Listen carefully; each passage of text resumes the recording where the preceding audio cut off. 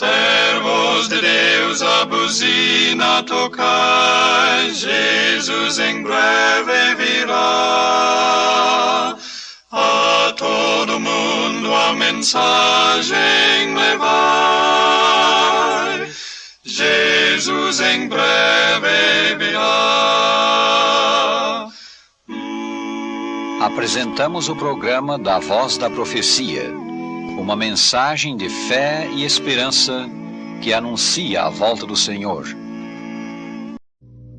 Deus instituiu um memorial das suas obras maravilhosas que, lembrando-nos a criação, lembra-nos o seu autor.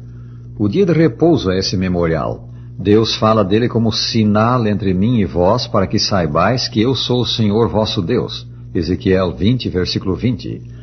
A instituição do dia de repouso deve servir de modo especial ao propósito de nos lembrar o Criador e tornar Deus conhecido do homem. Como se dá isso?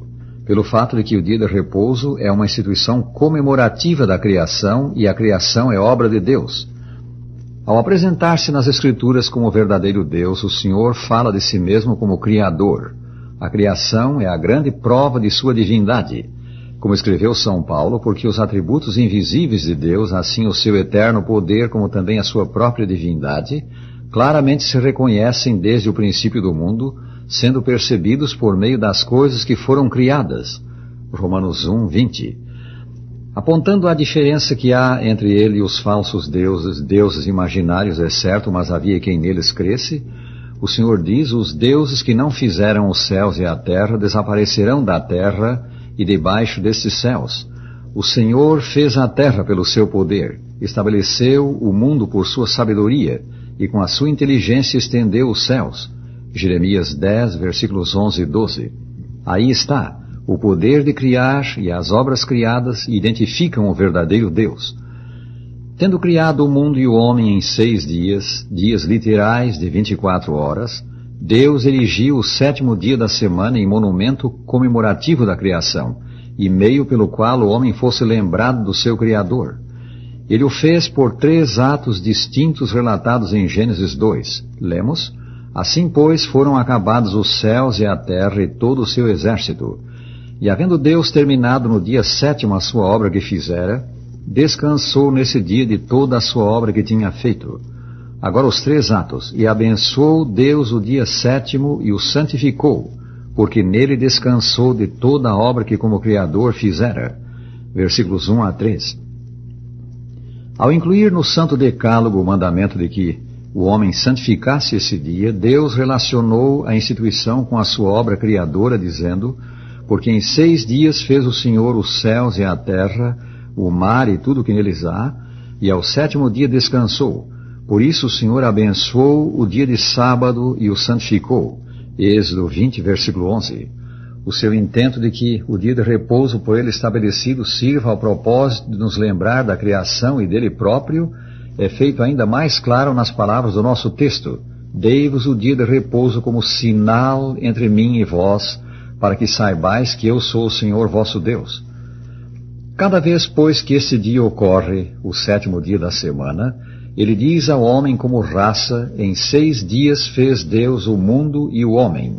Há no céu um Deus vivo e todo-poderoso. Assim, a instituição do dia de repouso é uma testemunha constante da existência de Deus, uma lembrança de sua grandeza, sua sabedoria e seu amor. Há hoje necessidade de ênfase especial à verdade de que Deus é o Criador. O mundo está sendo avassalado pela teoria da evolução que destrona Deus como Criador do universo e solapa todo o ensino das Escrituras. Incidentemente, a despeito de sua aceitação pela maioria dos cientistas, a evolução continua sendo uma hipótese. Em muitos pontos de grande importância, ela não se harmoniza com os fatos do mundo natural. A esse respeito, afirmou o professor Harold Clark, em artigo recente, alguns evolucionistas ridicularizam os criacionistas, chamando-lhes anti-intelectuais. Mas que têm os intelectuais a oferecer no lugar do relatório do Gênesis sobre a criação e o dilúvio? Nada, a não ser especulação, hipótese e teoria.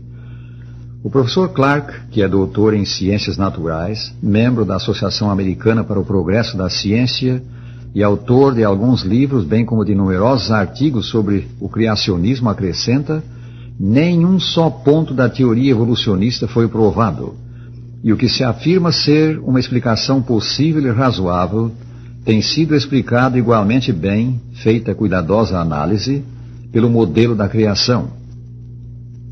Um claro aspecto da mensagem do céu para o nosso tempo é o convite feito ao homem moderno para adorar o Deus Criador.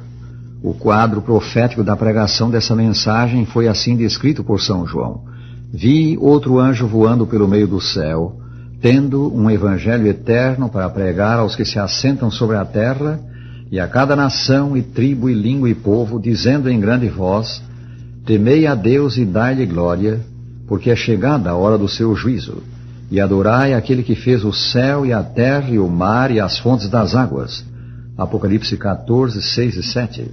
Notemos, o anjo, que representa mensageiros humanos, proclama o evangelho ao mundo inteiro, anunciando haver chegado a hora do juízo, a hora do julgamento final, e convidando todos para adorar aquele que fez o céu e a terra. Cremos que a voz da profecia é parte dessa pregação final do Evangelho, feita no mundo presentemente em cerca de 1000 línguas e dialetos. O dia que lembra o Criador deve ser dedicado ao culto de Deus. 6 dias trabalhareis, mas o 7º será o sábado de descanso solene, santa convocação, ou santa reunião. Levítico 23, versículo 3. A ideia é que o dia seja dedicado a Deus, ao culto do Criador. É o nosso privilégio adorar o Senhor na sua casa, especialmente neste dia. Com efeito, este é o plano do céu. Devemos ir à igreja no dia de repouso e associar-nos a outros no culto do Criador. Nisto temos o exemplo do Senhor Jesus Cristo, a respeito de quem lemos: indo para Nazaré, onde fora criado, entrou num sábado na sinagoga segundo o seu costume e levantou-se para ler. São Lucas 4,16. E temos o exemplo de São Paulo. Estando ele em Filipos, na Macedônia, quando foi sábado, relata São Lucas, saímos da cidade para junto do rio, onde nos pareceu haver um lugar de oração. E assentando-nos, falamos às mulheres que para ali tinham concorrido. Atos 16, versículo 13. Lembrando o Criador, a instituição do dia de repouso lembra-nos o Salvador, pois a salvação envolve a criação em nós de um novo homem. Como lemos em 2 Coríntios 5,17, assim, se alguém está em Cristo, é nova criatura. As coisas antigas já passaram, eis que se fizeram novas. Só Deus pode fazer isto, só Ele pode salvar. As Escrituras ensinam que o Senhor Jesus Cristo foi o Criador do mundo. Deus Pai criou por intermédio de Deus Filho. No princípio era o Verbo, escreveu São João, e o Verbo estava com Deus, e o Verbo era Deus. Ele estava no princípio com Deus.